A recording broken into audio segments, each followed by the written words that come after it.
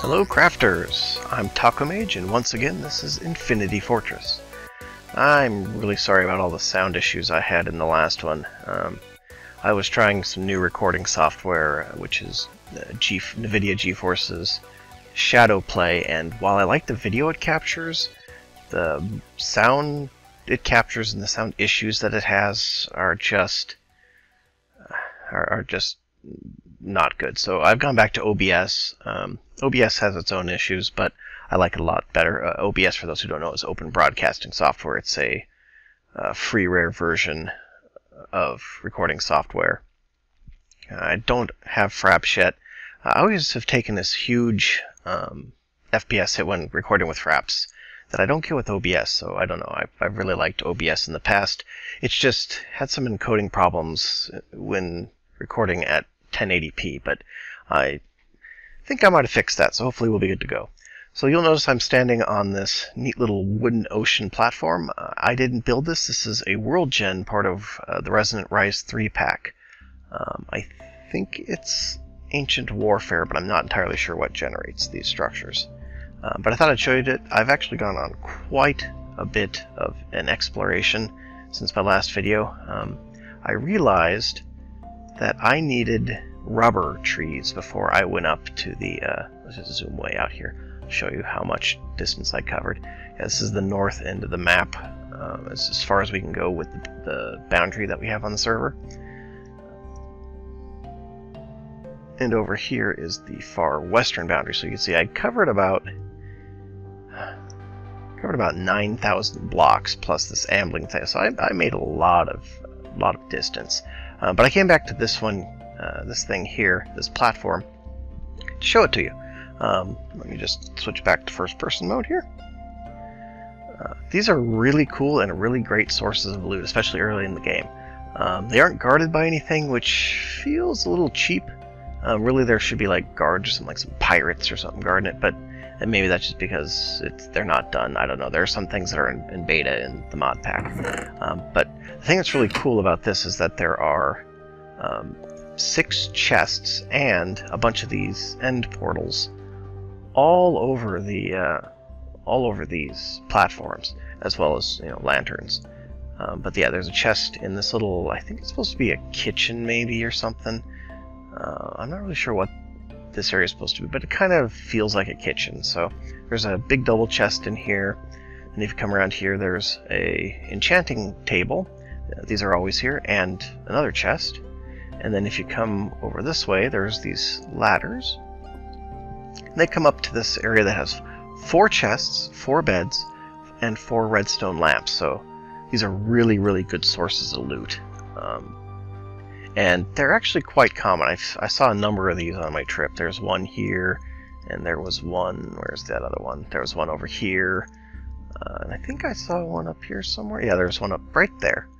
I could zoom out and have a better picture. Oh, there's another one over here. There's also pirate ships. Those are kind of treacherous in that they've got a number of zombie spawners on them, so I didn't really visit those too much. But there's something else that I'm going to run back and show you guys. I'm going to cut on my run back because it is a long way to go. Another thing I found, if I can just snap, where did I see that?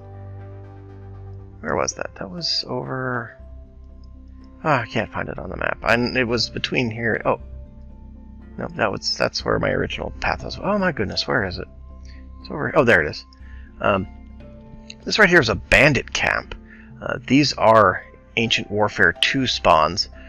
It's one of at least 3 spawns that I know of. There's a castle, there's these bandit camps, and then there's also a kind of medieval marketplace, which I think might also be bandits. I'm not sure. But they're kind of rare, and I found this on the way through, and it was just a remarkable source of loot.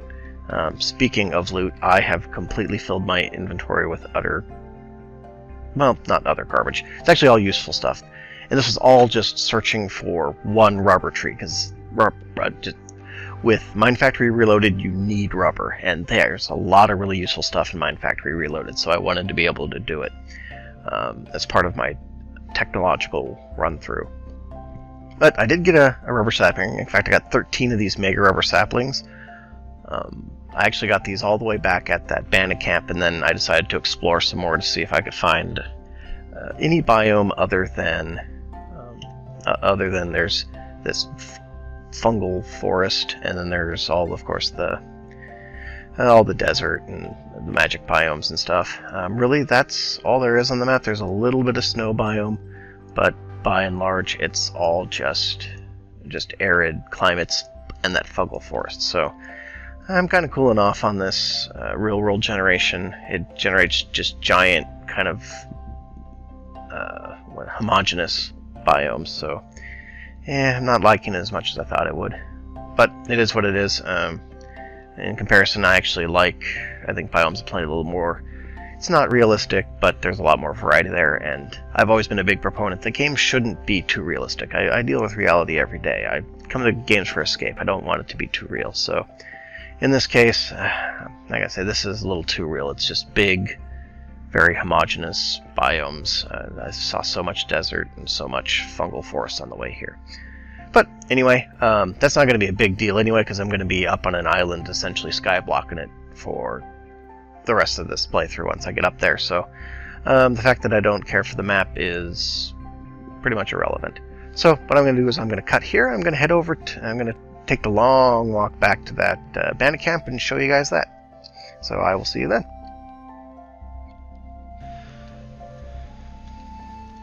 So here I am in the bandit camp. As I said, this was a great source of loot. Found it on the way over here.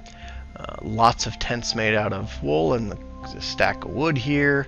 And as you can see, bandit soldiers everywhere. Now, actually, when I first got to this place, I was really concerned that I was going to have to fight my way in here just to get at the loot. I didn't know that there was going to be loot here, but I suspected there was going to be something because of all the buildings. But in all actuality, the bandits here are actually pretty friendly. They don't attack. In fact, they don't do much anything. I think this is one of those things that may not be finished yet. I think they probably should be aggressive or should trade or something. I know that some of the NPCs at like I think it was a bandit trading camp or some kind of trading camp that you could trade with. There were a couple of them. There were shops and stuff set up. This one, as I said, it may not be complete. As far as I know, I couldn't interact with any of these guys. I didn't attack any of them because I really didn't want to fight all these bandits. So what I'm going to bring your attention to here is this cool gate. This is something, again, Ancient Warfare 2. These gates are really cool. I like them.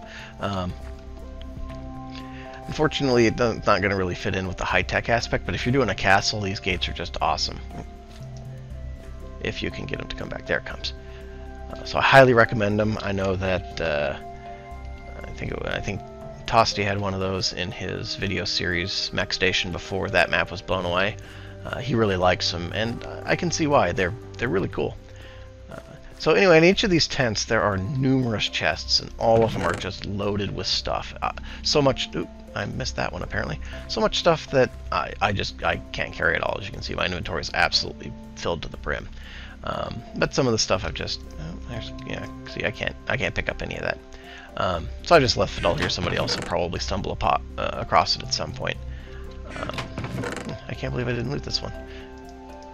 Yeah, see, I filled completely up on tin and copper. There was just so much loot in this place. Another division sigil. I've already got one, so I don't need it. They also had some enchanting books in here. I mean, this place was just loaded with stuff. Literally looter's paradise. There was one in here. Oh, here it is. That is, again, just filled with stuff. This, I think, is supposed to be their armory. But yeah, it's just so much stuff. It's nether wart, food, lots of music discs. If you needed the discs, I think most of them are here. I think I counted that there were 10 different discs in this camp, possibly more. Again, apparently I missed some chests. Buckets, wheat, lots of wheat and string and buckets, I noticed. But yeah, this place is just loaded down with loot. However, it's so far away from where my slime island is that I'm not going to be coming back here. So just running through checking last couple of chests, but this is just a really cool thing. I'd actually never seen one of these before. I had heard of bandit camps, but I'd never seen one before. So I was really pleased to be able to show you guys this, and of course to loot it like crazy. In fact, as you can see, I have 3 stacks of unknown dimlets. Most of those came from here. Pretty much every single chest that I checked, or every other chest that I checked, had unknown dimlets in it. Unknown dimlets are an RF tools item. That'll come in handy quite a bit later when I start building dimensions. I don't know when I'm going to build dimensions, if I'll do it before or after I shoot for the moon. Probably after. Dimensions are cool, but it's kind of ancillary to what I'm doing here. Dimensions are going to be quite a bit more important, I think, when it comes to actually starting to gather the resources necessary to transport the fortress that I need to dig out of the Underdark. So I'll probably be trying to gen a world that has lots of Certus quartz or nether quartz or something. There are other ways to get that. Oh, that's annoying. There are other ways to get that Certus and that nether quartz, but I'm thinking a dimension might be the easiest way to do it, or at least the most practical. If it turns out I can't generate like a big flat plane just made out of tons of the stuff, then we'll be trying some of those other options. I may do some of those other options anyway, just to show them to you. Like I said, there's quite a few technology mods in this Resonant Rise 3 excessive pack, so there, like I said, it gives you a lot of options, a lot of base things like UU matter. There's calculator mod, which allows item, I think it's quadruplification. If you can pump, it requires crazy amounts of power, but if you can pump that kind of power into this, I can't remember what the item's called, but it basically quadruples an item. If you set that up with like a Certus quartz block or something, you could be pumping out several blocks of Certus like every couple hours or so. I know that hooking one up to a 27K turbine in my in the other world before it was reset. Oh, there's an RR node right there. Before it reset, I was able to make a quadruple stuff about once every 30 minutes, I think it was. But that was just one turbine. If I wanted to get crazy with it, you hook up 10 or 11 turbines or something crazy like that to it.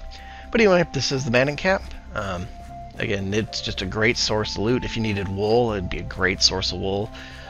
Beds, and little buddies. If only you could like hire them. That would be awesome, wouldn't it? You could hire bandit soldiers. I guess I'd make them mercenaries, not bandits.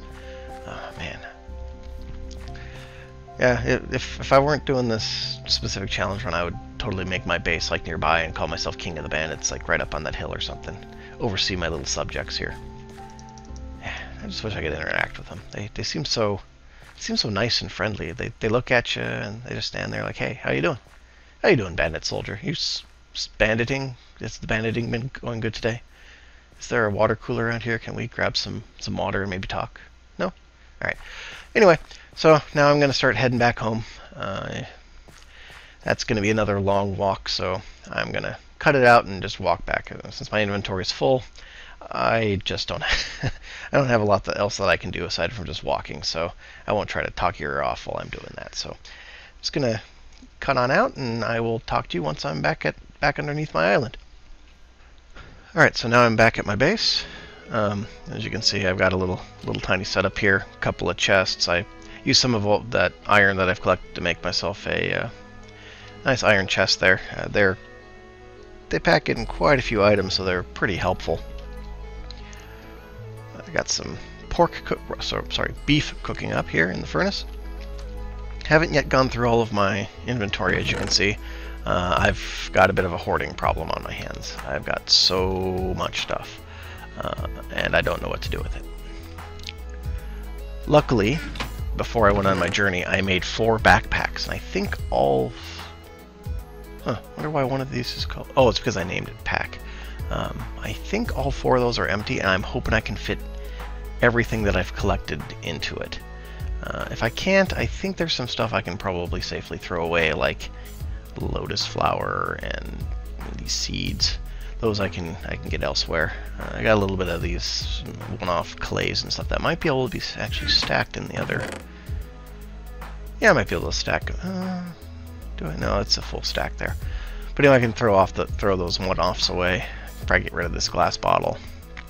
Yeah, but anyway, I guess it's time to start sorting through some of this stuff. Alright, well, I'm going to carry on sorting here. I don't want to have to bore you guys with more of me just sorting all my junk. So once I get it all sorted, I will cut back in, and then we're going to go on one last adventure before going up to the island. There's a couple of things I need to leave. There's a couple of things I need to gather before I leave the mainland. So we'll go and gather that, as you'll see. And I'll talk about this little guy too, as well as why I've got an osmium paxel on me. So I will see you after the cut. Last bag going in there. That's enough that I'll be able to easily fit that into my inventory. About halfway through, I gave up on trying to name the backpacks and get them specifically sorted. It just was too difficult. I had so much junk. So I'll worry about sorting once I'm actually up at the island, but for now I just got 4 backpacks completely filled with stuff. Now, as I said, there's a couple of things that I need to get before we go up to my slime island up there. I was doing some calculations, and I need a couple of things primarily. First is I need at least 2 more diamond. That will at least, basically the plan is that I need to get some sort of like quarrying together, and in order to get one of the easier to build quarries together, I need 2 additional diamonds beyond what I currently have. So I need that. I also need a tank filled with water and a tank filled with lava. Now those are both relatively easy to get. I just have to go and get them. To it, I am going to make myself a bucket, which the copper recipe for buckets isn't in there. Alright, well, we'll have to do the iron one, which should be in the ingot backpack. I could have sworn the copper recipe was in here, but that's fine. Do the iron one. Ooh, and I got a stack and a little bit of iron, so I'm good there. Alright, so bucket. Oh, I might as well put this copper back in, because I'm only going to need 2 ingots now. Put that back in there. Okay. As I said, I took the opportunity to cook up some glass. Cook up some glass while I was in there. While I was cleaning up. The point behind that is that I can make some portable tanks. Now, pretty much the absolute easiest portable tank to make is the one from thermal expansion, which is just the portable tank. It holds 8 buckets of liquid and is simply 1 copper ingot surrounded by glass just to the compass direction. So that'll give me 2 portable tanks. So now I can fill one with water and one with lava. That'll give me enough to get going with a basic cobblestone generator, as well as get Tinker's Construct up and running.